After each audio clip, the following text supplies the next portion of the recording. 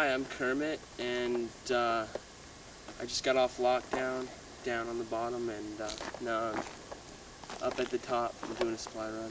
That's about it. What kind of supplies do you haul up there, Kermit? I don't know. Today it's probably going to be construction supplies for various projects, and I don't know, either that or I'll get food and water, which is like a pretty typical supply run. Yeah, how do you haul enough water up there to... Actually, there's a spring up there, and there's a pump stashed, like where nobody can find it except the people that know about it. And we go up there and we pump our own water out of the spring because it's a water filter, you know. It's like yeah. So we carry. We've got jugs on strings. We've just got they hang down all around you. And you just fill up as many of those as you can every time you go up, especially if you're empty-handed. Sometimes if you got a fat load on your back, you don't want to, but you just put it all on strings and carry it up. You know, sit there with the pump and make water. How did you first hear of this sovereign mountain? This now sovereign mountain? Somebody handed me a flyer in Santa Rosa, and I came up here to check it out. Juice for people climbing up. That's the end. Look, it's a copy of Judy Berry's Timber Wars. What a way to pass a respite here. Thanks, Judy. Covered up safely. What's been your life this past week? I've just been living here and helping out with whatever labor or just living here, just keeping the occupation going. Any specific tasks stand out to you for other men who want to occupy forest lands for purposes like this?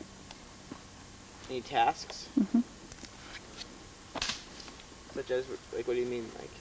What kind of task have you been doing this past week? Well, the first night of Neverland, when we built Neverland, we put it up, and one night we worked straight through the night, and we raised the tripod, and we dug the ditch, which we have to move both of them now because we didn't know before, but now we know that they're on Mr. Dunn's property. How did you get that ditch so squared? The soil is really soft. It's mostly clay, and we have a pickaxe, so we just carved it out.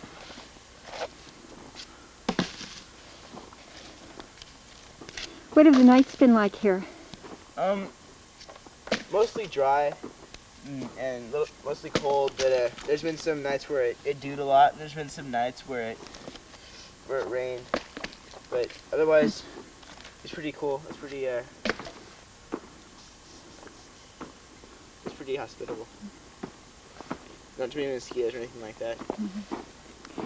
So you're 16 and 2 weeks older than the last time I spoke with you at the county courthouse, waiting to go in and talk with the detective who's supposed to be making an investigation into the death of Gypsy. Right. What was that interview like between you and he? Well, it was pretty cool. He wasn't mean or anything like that. Although if I heard from the others that he was mean to them, I think he was trying to be nice to me so that maybe I would slip up and say something stupid or make a mistake or something like that, and he would be able to use that against us.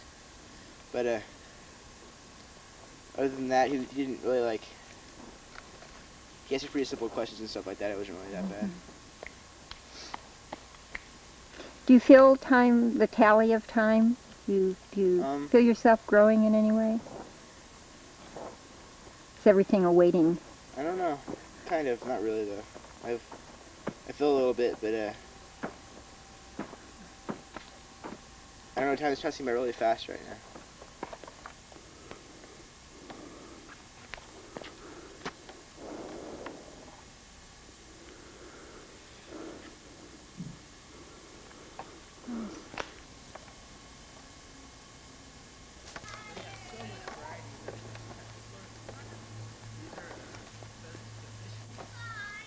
Down here at the end of the road, or at the beginning before you get to Monster Villages, it's kind of like crosswired.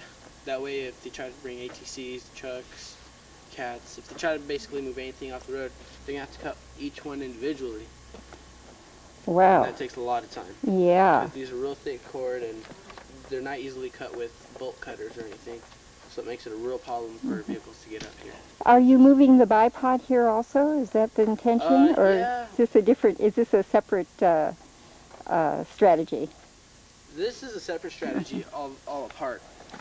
Up here, we're going to have dragon pits where those holes in the floor are. Uh huh. We're going to have dragon pits, and what it is cement boxed into an aluminum trash can, and people lock into them. They build holes in them.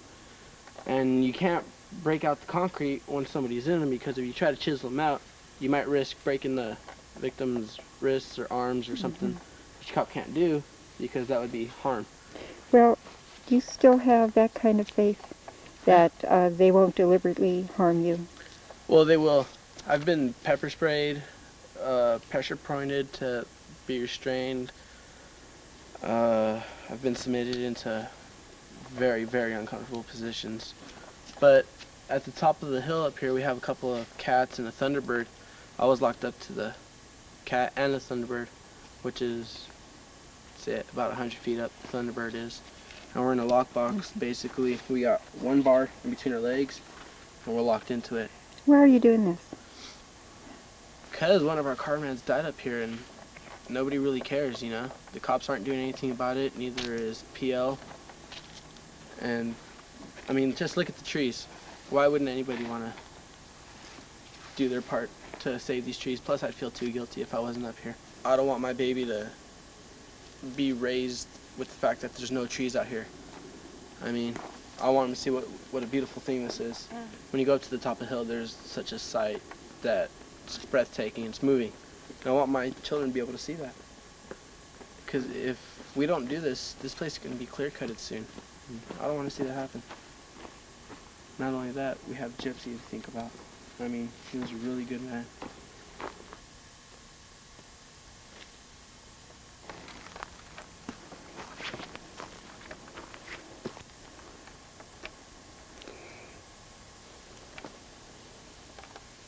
Magical webs of love and peace and protection all around, and from all the trees all over these machines there's still fragments left, and down to the tree that Gypsy died. And we had the teepee set up there, and we had all around the teepee, and You had thread, did you say? Yarn? yeah, like magical thread, and we wove it with prayer and with just peace in mind.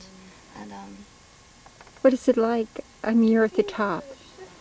it feels like it's the crown chakra. Like as you walk up the mountain, you walk up different chakras, and this is the top, and this is where a lot of prayer is, a lot of music and rituals, ceremonies, just really healing for ourselves, and seeing these cut trees as part of us, you know, our hearts and our spirits that are hurt, and just to heal that.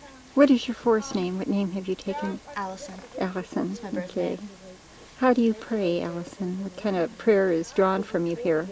A lot of freestyles, just like letting the energy flow through me, like the spirit of the redwoods or Gypsy, or just the spirit that moves in all things, and a lot of we are one, and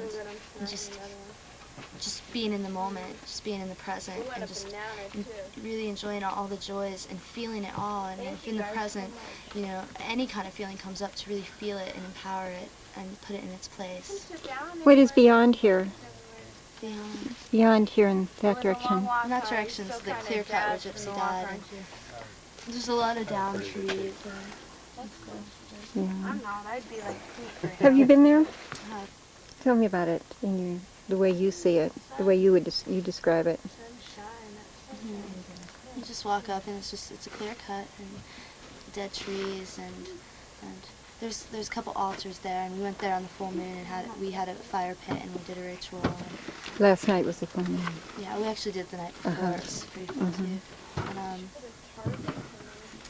yeah, just really going there and here too, and just seeing all this is me, all this pain and hurt and abuse I've done to myself also. So I have to heal that so that it can heal the world, like inner peace starts with world peace kind of thing.